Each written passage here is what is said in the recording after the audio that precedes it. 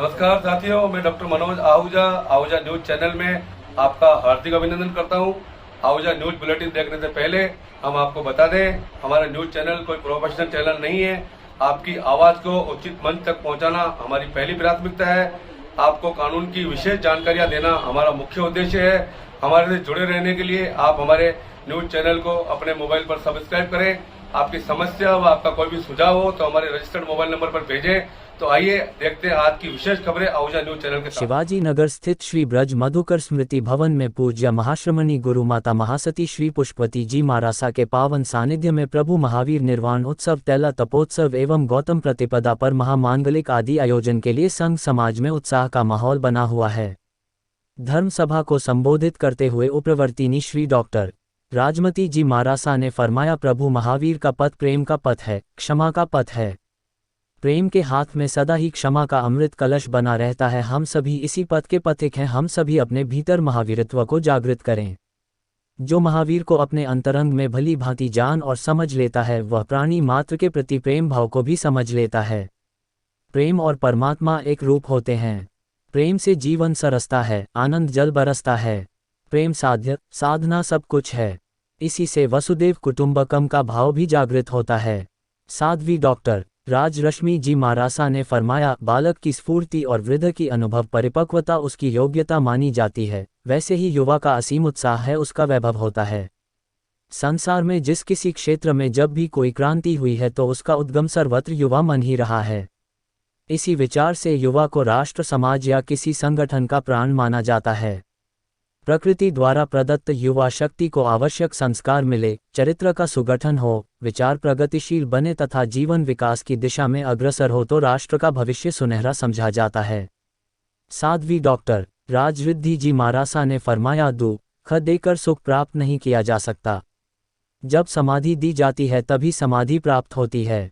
जो अपने मन, वचन, कर्म से किसी के भी दिल को कोई कष्ट नहीं पहुंचाता, दुख या पीड़ा नहीं देता, तो उसे भी शुभकामना स्वरूप मंगल आशीर्वाद ही प्राप्त होता है।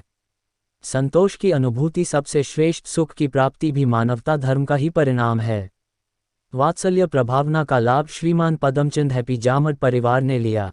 महामंत्री अनिल जी सोनी ने धर्मसभा को 23 अक्टूबर से 25 अक्टूबर तक तेला तप करने का आह्वान किया। 26 अक्टूबर को महामंगलिक की सूचना धर्मसभा को दी गई। राजीव चोरदिया ने प्रभावना के लाभार्थी परिवार की संघ की ओर से अनुमोदना की। सेंट जेवियर्स स्कूल जयपुर में जेवियर्स आर्ट क्लब ने 21 अक्टूबर 2022 को पूर्व कला शिक्षक श्री सैयद नदीम को श्रद्धांजलि देने के लिए एक कला प्रदर्शनी का आयोजन किया, जिनकी कोविड-19 महामारी में मृत्यु हो गई थी।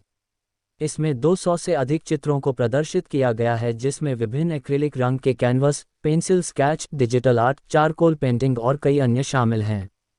आज के युवा जेवियर्स द्वारा जबरदस्त कलात्मक कौशल और रचनात्मकता इन पेंटिंग में दिखाई गई है। अब ये छात्र इन चित्रों को नीलामी के लिए लगाएंगे और एकत्र की गई राशि को बालिका शिक्षा के लिए दिया जाएगा। यह पहल स्वयं छात्रों द्वारा की गई है, जो दर्शाती है कि हमारे राष्ट्र के छात्र स्तंभ कितने मजबूत है, जिससे एक स्वस्थ राष्ट्र का विकास निश्चित होगा। प्रदर्शनी का अवलोकन स्वैच्छिक क्षेत्र विकास केंद्र के अध्यक्ष राज्य मंत्री मुमताज मसीह ने भी किया।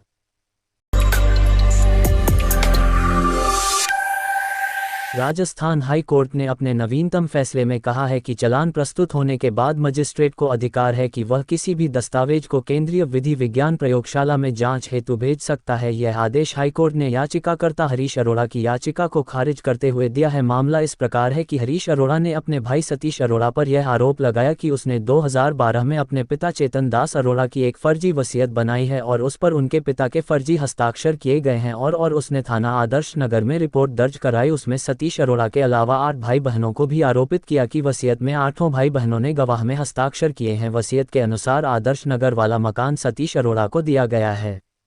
आदर्श नगर पुलिस ने उस वसीयत को अन्य दस्तावेजों के साथ एफएसएल में जांच के लिए भेजा। वहां से रिपोर्ट सतीश अरोड़ा के पक्ष में आ गई, लेकिन पुलिस अधिकारी ने दोबारा एफएसएल में जांच के लिए भेजा और इस बार उसी अधिकारी ने यह रिपोर्ट दे दी कि चेतन दास के हस्ताक्षर वसीयत के हस्ताक्षर से मेल नहीं खाते हैं और न्यायालय में 9 जनों के खिलाफ चालान प्रस्तुत कर दिया गया।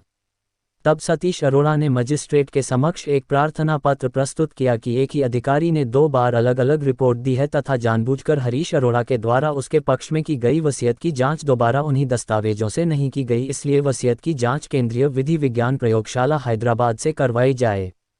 मजिस्ट्रेट ने बहस सुनने के पश्चात सतीश अरोड़ा के पक्ष में निर्णय दिया कि दोनों वसीयतों की जांच केंद्रीय विधि विज्ञान प्रयोगशाला से करवाई जावे। इस आदेश के विरुद्ध हरीश अरोड़ा ने राजस्थान उच्च न्यायालय में याचिका प्रस्तुत की और उसके अधिवक्ता ने बहस की कि मजिस्ट्रेट को यह अधिकार नहीं है कि वह वसीयत की जांच के लिए केंद्रीय विधि विज्ञान प्रयोगशाला को भिजवाए, उसका आदेश विधि विरुद्ध है। सतीश अरोड़ा के अधिवक्ता पूनम चंद भंडारी ने बहस करते हुए बताया कि एक बार राजस्थान विधि विज्ञान प्रयोगशाला से जांच रिपोर्ट प्राप्त होने के पश्चात उसी अधिकारी को दोबारा जांच करने का अधिकार नहीं है। यदि पुलिस को दोबारा जांच करवानी थी तो उसके लिए नियम अनुसार एक बोर्ड गठित होता है और वह बोर्ड अपनी राय देता है, लेकिन पुलिस न जानबूझकर वसीयत की जांच दोबारा जांच उसी अधिकारी से करवाई जिसने पहले सतीश अरोड़ा के पक्ष में रिपोर्ट दी थी। इसके अलावा भंडारी ने यह भी बहस की कि धारा 311 दंड प्रक्रिया संहिता में मजिस्ट्रेट को यह अधिकार दिया गया है कि वह अभियुक्त को अपने हस्ताक्षर देने के लिए बाध्य कर सकता है। जब यह प्रावधान है तो उसके पश्चात उसको जांच के लिए विधि विज्ञान प्रयोगशाला में ही भिजवाया जाता है और केंद्रीय विधि विज्ञान प्रयोगशाला से जांच होने पर परिवादी को क्या ऐतराज है। अगर वसीयत फर्जी बनाई गई है तो केंद्रीय विधि विज्ञान प्रयोगशाला से रिपोर्ट आ जाएगी, लेकिन परिवादी को इस बात का डर है कि वसीयत फर्जी नहीं है, इसलिए केंद्रीय विधि विज्ञान प्रयोगशाला से सही रिपोर्ट आ जाएगी। इसलिए वह नहीं चाहता है कि केंद्रीय विधि विज्ञान प्रयोगशाला में दोबारा से वसीयत पर किए गए हस्ताक्षर की जांच हो। दोनों पक्षों की बहस सुनकर न्यायाधिपति नरेंद्र सिंह ढड्ढा ने याचिका को खारिज कर दिया और मजिस्ट्रेट द्वारा वसीयत में हस्ताक्षर की जांच हेतु केंद्रीय विधि विज्ञान प्रयोगशाला में भेजने के निर्णय को सही और उचित बताया। पिछले करीब 2 सालों से कोरोना संक्रमण के चलते जहां सारे तीज त्योहार फीके पड़े हुए थे, वहीं अब दीपावली व धनतेरस के त्योहार से पूर्व बाजारों में रौनक दिखाई दे रही है। व्यापारियों ने अपने प्रतिष्ठानों को सज्जा धज्जा कर ग्राहकों को आकर्षित करने का पूरा प्रयास किया है। वहीं इस बार ग्रामीण भी खरीदारी करते हुए दिखाई दे रहे हैं। दीपोत्सव के पर्व को मनाने के लिए साज सज्जा से संबंधित व इलेक्ट्रॉनिक आइटम से संबंधित दुकानों पर भीड़ देखी जा रही है। इसी बीच व्यापारियों व ठेला चालकों में भी इस बार अनुशासन देखने को मिल रहा है। नेशनल हाईवे का निर्माण पूर्ण हो जाने व ट्रैफिक पुलिया के ऊपर से निकलने की वजह से अब पुलिया के मध्य काफ़ी जगह हो जाने से दुकानदारों को भी अपनी दुकानें सजाने का मौका मिल गया, तो वहीं ग्राहकों को भी पहले की भांति परेशानी नहीं रही, इसलिए भी इस बार मार्केट में रौनकें दिखाई दे रही है।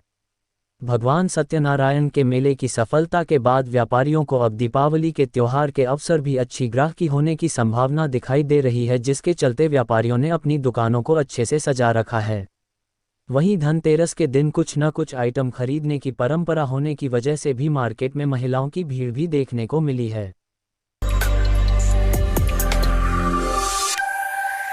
श्री क्षत्रिय युवक संघ के सुमेर फार्म हाउस बरली में आयोजित 4 दिवसीय शिविर के समापन एवं विदाई समारोह को संबोधित करते हुए संभाग प्रमुख मेवाड़ एवं शिविर प्रभारी भंवर सिंह बैमला ने युवाओं का आह्वान किया कि हमें कर्तव्य कर्म के साथ साथ क्षात्र धर्म का पालन करना चाहिए, जिससे समाज एवं राष्ट्र निर्माण में अपनी महत्वपूर्ण भूमिका निभाई जा सकती है।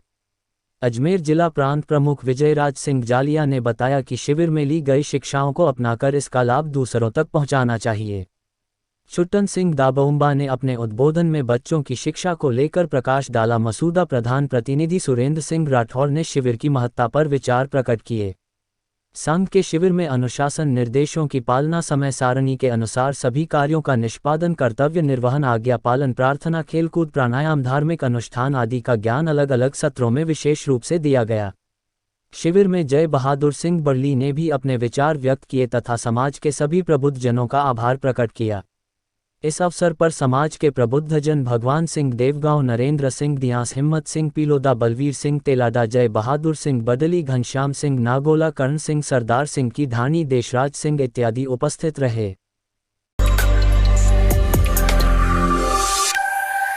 लायंस क्लब विजयनगर क्लासिक अध्यक्ष आशीष सांड ने आमजन से अपील करते हुए कहा कि दीपावली के इस पावन पर्व पर हम सभी फेरी वाले लोगों से सामान खरीदते समय किसी प्रकार का मोलभाव नहीं करें और जो गरीब लोग दीपावली पर दीपक या अन्य वस्तुएं विक्रय करते हैं उनसे सामान खरीद करके उनके घर में भी दीपावली की खुशियां मनाने का उन्हें मौका दें। हम अपने बच्चों को जो पटाखे दिलाते हैं उस राशि को थोड़ा कम करके उन गरीब लोगों के परिवारों में भी दीपावली की खुशियां बने, इस हेतु उनसे सामान क्रय करें। किसी भी दीपक वाले से या फेरी वाले से अनावश्यक मोलभाव करके भाव कम ना करें। आज हम बड़े बड़े मॉल पर जाते हैं, वहां मोलभाव नहीं करते हैं, तो क्यों इन जरूरतमंद लोगों से क्रय के समय मोलभाव करते हैं।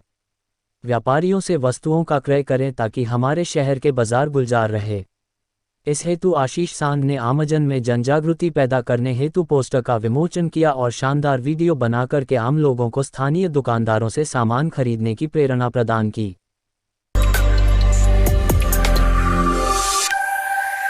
विनाय पुलिस थाने के बांदनवाड़ा ग्राम में गत दिनों हुई मारपीट के मामले को लेकर शुक्रवार को बार एसोसिएशन केकेडी के सदस्यों ने पुलिस उपाधीक्षक खीव सिंह को ज्ञापन सौंपा तथा अधिवक्ता को जान माल की सुरक्षा दिलवाने व मामले की निष्पक्ष जांच करवाने की मांग की है। बार एसोसिएशन के अध्यक्ष भूपेंद्र सिंह राठौड़ के नेतृत्व में बार सदस्यों ने ज्ञापन सौंपकर बताया कि Mahavir Gurjar bar association KKD के नियमित सदस्य है तथा केकेडी न्यायालय में वकालत का व्यवसाय करता है। उन्होंने बताया कि गत 16 अक्टूबर को महावीर गुर्जर विजयनगर से अपनी कार लेकर बांदनवाड़ा आ रहा था। केडी टोल क्रॉस करने बा एक कार चालक अपनी कार को आगे चलाने लगता था। रास्ते में अधिवक्ता महावीर गुर्जर की कार के आगे अपनी कार लगा दी तथा कार में से बांदनवाड़ा निवासी प्रभुलाल उतर आया तथा आते उसने अधिवक्ता महावीर गुर्जर के साथ मारपीट की तथा प्रभुलाल ने बांदनवाड़ा निवासी राजेंद्र शर्मा व कैलाश शर्मा के साथ मिलकर तथ्यों को तोड़ मरोड़ कर झूठा आरोप लगाते हुए अधिवक्ता महावीर गुर्जर के खिलाफ न्यायालय में परिवाद प्रस्तुत किया गया तथा पुलिस अधीक्षक को भी झूठा प्रार्थना पत्र दिया गया व मीडिया कर्मियों एवं अन्य को बुलाकर अजमेर में सत्य घटना को छिपाते हुए झूठे तथ्यों के आधार पर घटना को दुष्प्रचारित किया गया तथा अब अधिवक्ता महावीर गुर्जर को जान से खत्म करने की धमकियां दी जा रही है। ज्ञापन के माध्यम से बार एसोसिएशन के सदस्यों ने मामले की निष्पक्ष जांच करने व अधिवक्ता महावीर गुर्जर व उसके परिवार को जानमाल सुरक्षा करवाने की मांग की है।